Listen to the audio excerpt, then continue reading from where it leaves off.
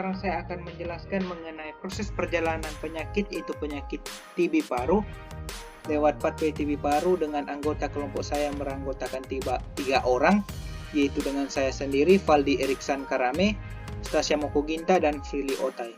Baiklah, proses perjalanan penyakit TB paru ini, penyakit TB paru disebabkan oleh bakteri Mycobacterium tuberculosis. Nah, proses penyebarannya yaitu droplet infection. Droplet infection ini yaitu penyebaran virus atau bakteri lewat cairan atau cipratan liur yang dikeluarkan seseorang dari hidung atau mulut saat bersin, batuk, bahkan berbicara. Nah, bakteri ini kemudian masuk lewat saluran pernafasan. Saluran pernafasan ini dibagi atas saluran pernafasan atas dan saluran pernafasan bawah. Nah, selanjutnya kita mulai pada saluran pernafasan atas. Pada saluran pernafasan atas ini bakteri masuk. Nah, bakteri yang besar masuk yaitu bakteri yang besar bertahan di bronkus pada saluran pernafasan atas, sehingga terjadilah peradangan di bronkus, sehingga suatu keadaan menjadi pada bagian tengah menjadi nekrosis.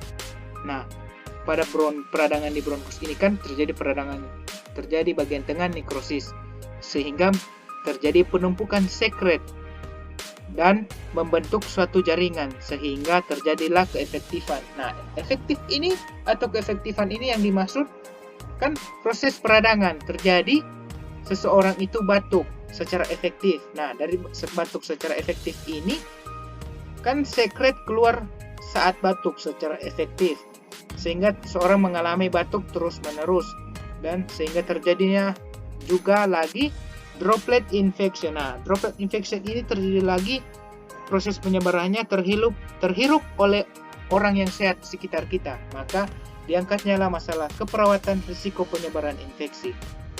Risiko penyebaran infeksi ini yaitu infeksi yang ditularkan melalui droplet infection ini, penyebaran infeksinya ke orang lain.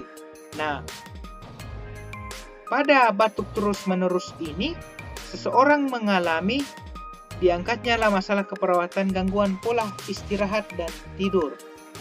Nah, gangguan pola istirahat dan tidur ini memiliki gejala yaitu mengeluh susah tidur, mengeluh sering terjaga, mengeluh tidak puas tidur, mengeluh pola tidur berubah, mengeluh istirahat tidak cukup, dan terakhir mengeluh kemampuan beraktivitas menurun. Nah, selanjutnya, ketika pada seseorang proses penyebaran penyakitnya pada droplet infection ini, kan seseorang mengalami batuk berat, sehingga pada batuk berat ini seseorang terjadilah suatu keadaan distensi abdomen, dan seseorang mengalami suatu keadaan malaise atau keadaan yang kurang sehat. Nah, dirasakannya lah mual dan muntah, sehingga terjadi keletihan pada seseorang tersebut. Nah, dan diangkatnya lah masalah keperawatan intoleransi aktivitas dengan gejala mengeluh lelah, merasa tidak nyaman setelah beraktivitas, dan merasa lemah. Nah, dari seseorang merasa malaise, mual, dan muntah ini, terjadilah suatu keadaan intake nutrisi kurang atau pemasukan nutrisi yang kurang ke dalam tubuh. Maka diangkatnya lah masalah keperawatan defisit nutrisi. Dengan gejala defisit nutrisi ini yaitu berat badan menurun minimal 10% di bawah rentang ideal, dan nafsu makan menurun. Nah, kita pindah pada lagi seseorang mengalami suatu keadaan yang tidak efektif atau batuk secara tidak efektif, sehingga terjadilah suatu proses sekret sulit untuk dikeluarkan saat batuk dan mengalami obstruksi. Obstruksi ini yaitu peradangan pada paru-paru, sehingga terjadilah sesak nafas pada seseorang yang dialami. Nah, diangkatnya lah masalah keperawatan gangguan pola nafas tidak efektif dengan gejala pola nafas abnormal, kapasitas vital menurun, tekanan inspirasi dan ekspirasi menurun. Nah, sampai di sini saja pada saluran pernafasan bawah melalui dengan proses terjadinya perjalanan penyakit. Kita pindah pada saluran pernafasan bawah, yaitu dimulai dengan pada paru-paru. Bakteri masuk pada saluran pernafasan bawah pada paru-paru kan menempel di paru-paru, sehingga suatu keadaan yaitu dibersihkan oleh makrofag. Makrofag ini yaitu suatu sel fagosit terpenting dalam sistem imun yang berasal dari sel monosit dewasa yang menetap di jaringan. Nah, setelah menetap di jaringan ini makrofag ini, maka keluar dari trakeobiosial bersama sekret.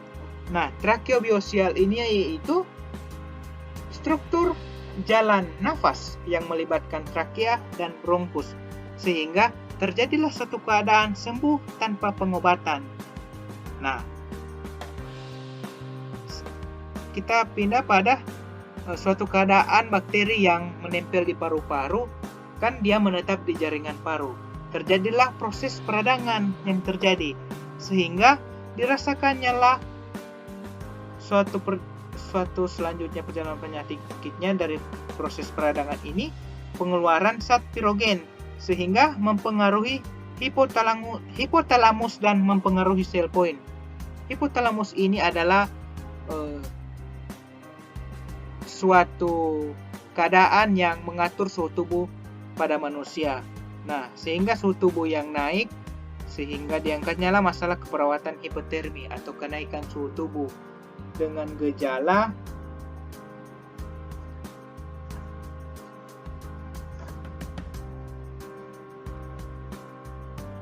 suhu tubuh di atas normal, kulit terasa hangat, kulit merah, takikardi, dan takipneo.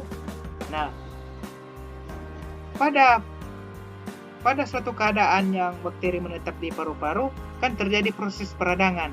Sehingga pada proses peradangan ini juga di paru-paru tumbuh dan berkembang di sitoplasma makrofag, sehingga terjadi proses saraf primer atau afek primer. Dan terjadi suatu proses juga limfadenitis regional. Nah, limfadenitis regional ini yaitu radang pada kelenjar limfa, sehingga terjadilah juga proses limfangitis lokal. Limfangitis lokal ini yaitu pembekakan di kelenjar limfa. Nah, setelah pada pembekakan pada kelenjar limfa ini, terjadilah proses kompleks primer. Kompleks primer ini yaitu menyebar ke orang lain lewat parula, saluran pencernaan, dan tulang, atau dengan penyebarannya pada parula, saluran pencernaan, dan tulang melalui media. Nah, medianya ini yaitu brokogen percontinuitum dan hematogen dan limfogen.